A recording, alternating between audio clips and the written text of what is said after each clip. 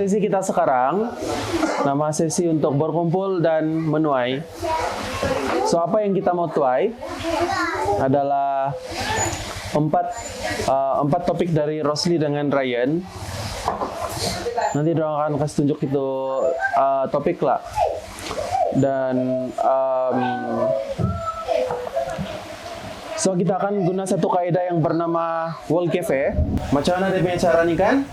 Ada 4 orang yang, saudara ada 4 topik.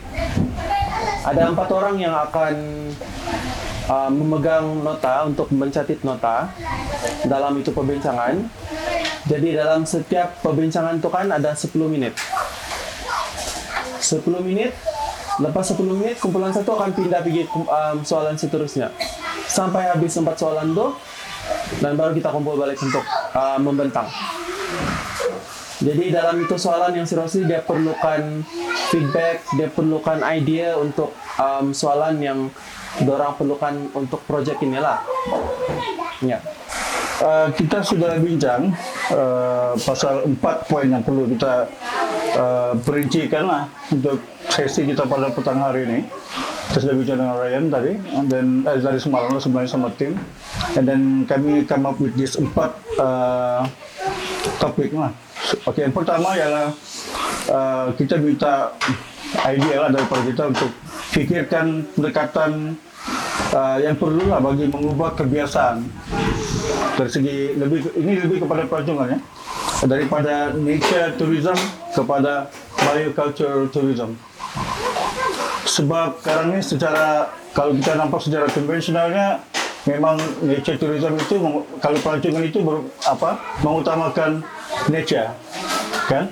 Dan faktor kemanusiaan itu kurang diambil kira. Dia diletakkan di tempat kedua. Sedangkan yang paling utama kalau kita fikir adalah faktor kemanusiaan itu sendiri. Ya. So kalau kita lihat macam case-case yang berlaku di tempat lain, terutama macam Kinabatangan, orang yang tidak dilibatkan atau tidak terlibat dalam ini tourism, they don't care about the nature, they don't care about the wildlife, they don't care about the gajah dan macam-macam.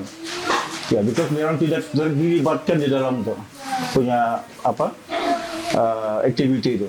So that's why pelancong pun kalau kita tengok kebanyakan pelancong datang, dorang lebih kepada because kita selling sebagai nature tourism kan, not di selling sebagai ataupun cultural tourism.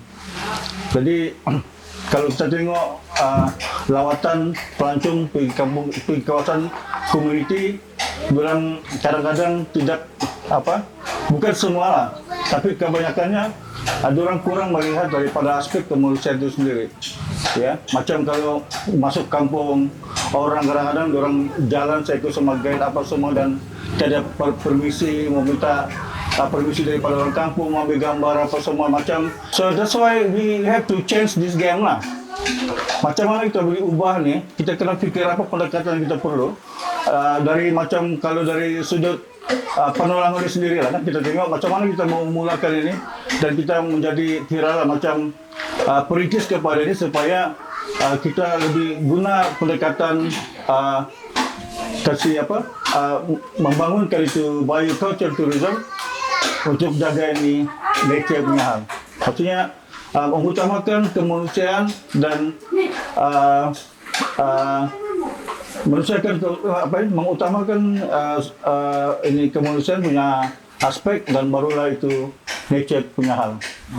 Maksudnya kita didik orang pasal menghargai nature lah dan menghargai apalah yang berkaitan dengan kebudayaan apa semua, dan kita beri pendidikan dan sebagainya dan kesedaran, dan dalam masa yang sama apabila itu sudah ada dan secara semula jadi secara spontan orang akan menjaga lah ini kawasan punya sumber semula jadi yang ada di persekitaran orang. Kalau ada dalam kumpulannya adalah pendekatan yang kita perlu fikir macam mana mengubah ini kebiasaan daripada nature tourism kepada bioculture tourism yang mengutamakan lebih aspek kemanusiaan daripada nature atau alam semula jadi. That's the first punya assignment. And then yang kedua, bagaimana untuk menambah atau menggalakkan penyertaan community lah. Ya, of course dalam kumpulan kami, dalam kesimpulan itu di antara topik yang dalam itu pernah kita bincangkan, dia punya di antara isunya adalah bagaimana mau kasih maximize penyertaan masyarakat dalam ini project yang sedang berjalan sekarang ini, ya, yang di bawah Aktus ini. Oke, bagaimana menambah atau menggalakkan penyertaan community, itu yang kedua. Dan yang ketiga, bagaimana kita melibatkan community ke dalam FMP atau dalam plan pengurusan FMP 5 ini. Bagaimana kita melibatkan, apa perlu community ini buat, apa yang perlu dorang buat supaya dorang diktirap dan juga dorang boleh diktirap dan juga dilibat sama dalam pengurusan ini FMP 5 ini lah, ya. Dan yang keempat adalah kita minta kita punya partisipan untuk cadangkan aktiviti yang lain masyarakat dan dimajukan di kampung pengalaman selain daripada turisme. Macam mana yang ini World Cafe akan berfungsi adalah dia memerlukan 4 penjaga soalan. Jadi yang 4 tu saya rasa paling bagus daripada yang tim dari FME 5 dengan community. Jadi apa tugas yang penjaga soalan ni? Kami yang lain akan berpecah pergi kumpulan. Jadi setiap 10 minit kami akan berada di sana soalan tu. Jadi bincang pasal itu soalan. Jadi selepas 10 menit kumpulan yang satu ni akan pindah pergi yang soalan kedua. Sampai satu kumpulan ni kan dia pusing semua. Jadi tugas kamu adalah untuk berbincang dan mencatat setiap perbincangan apa yang kena bincang tu kan. Contohnya apakah pendekatan bagi mengubah kebiasaan dari nature-based tourism kepada biocultural tourism. So itu dia punya topik macam tu.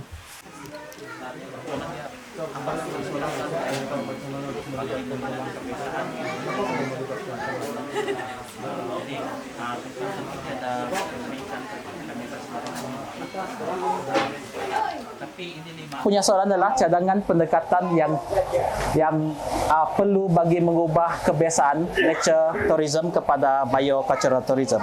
Jadi nature tourism ini adalah pelancongan berasaskan alam semula jadilah, di mana dia adalah satu pelancongan yang sangat dia lebih dominan berbanding pelancongan berasaskan budaya, begitu, bio budaya. Jadi pendekatan yang kami bincangkan dalam grup kami ada beberapa di sini dan langkah dia juga disenaraikan di sinilah. Langkah kami punya pendekatan adalah di mana komuniti ini sendiri dia membuat hari apresiasi budaya di kampung diorang. So bila diorang membuat hari apresiasi budaya, diorang boleh berkumpul, mempamerkan dan berdialog pasal diorang punya budaya lah. Dan dari situ diorang dapat mengingat kembali budaya yang diorang sudah lupa, begitu, ataupun yang sudah hilang. Kemudian mereka akan mencari di mana diorang berbincang, diorang akan mencari hubungan antara itu nature tourism dengan biocultural tourism. Kemudian yang keempat, perlunya ada kesedaran dan dorongan lah untuk diorang meningkatkan lagi di peringkat komuniti diorang. Dan yang nombor 5, memberi peluang kepada pelawat untuk mengalami sendiri macam mana diorang punya budaya di dalam kampung. Yang keenam, kami dapat daripada kumpulan yang kedua, iaitu kumpulan 4 kan? Kumpulan 2, okey. Kumpulan 2 mencadangkan mewujudkan satu balai seni dan budaya di kampung, di mana di situ boleh mempamerkan budaya-budaya ataupun culture ataupun craft tangan komuniti tempatan. Yang ketujuh adalah mencari potensi produk pelancongan yang baru. Di sini kami bagi contoh audioscape. Jadi dalam ini audioscape ada orang yang boleh ataupun minat mendengar suara bunyi-bunyian lah begitu. Jadi ini adalah satu pelancongan yang baru, satu produk pelancongan yang baru bagi kami, dan ini boleh diketengahkan dan dimajukan lah di kampung. Input daripada kumpulan seterusnya, dia mengatakan mengadakan bengkel untuk mengetahui ataupun aspirasi atau minat pantang larang daripada komuniti yang tempatan. Maksudnya kita sendiri mempelajari sendiri budaya di situlah. Yang ke-9 ada mengadakan sesi dialog antara komuniti dan orang luar, di mana bila orang luar ini datang ataupun pelawat datang, mereka juga turut boleh mempelajari. Dalam masa yang sama diorang menyumbang idea kepada ini macam mana untuk mengetengahkan bio budaya pelancongan. Dan nombor 10 adalah kumpulan last kali, kumpulan Noel yang datang ke grup kami, di mana dia bilang untuk mengetengahkan pelancongan bio budaya ini perlu ada promosi kau-kau lah, dan media, peranan melalui media. Dan daripada itu diorang boleh identify setiap suku kaum, kemudian membuat analisa, itu mencari sasaran dia, niche untuk pelancongan budaya ini. Dan contohnya niche pelancongan budaya biasanya penyelidik budaya lah begitu. Dan seterusnya yang nombor 11 adalah mengubah stereotip yang bukan kadazan sahaja yang berada di Sabah. Maksudnya di sini bila pesta kamatan dan orang mengetengahkan budaya, biasanya budaya orang kadazan saja yang diketengahkan, ada Sumazau begitu. Tapi komuniti dusun yang lain, mereka tidak ada tarian Sumazau contohnya begitu. Jadi bila ada perayaan seperti kamatan ni, mereka perlu mengambil peluang ini juga untuk mengetengahkan diorang punya budaya, dan cuba menghakis itu stereotip bahawa bila kadazan dusun, orang sebut dia bukan kadazan saja. Begitu. Okay. So itu adalah kami punya hasil daripada perbincangan tadi petang. So terima kasih kepada semua. Ya.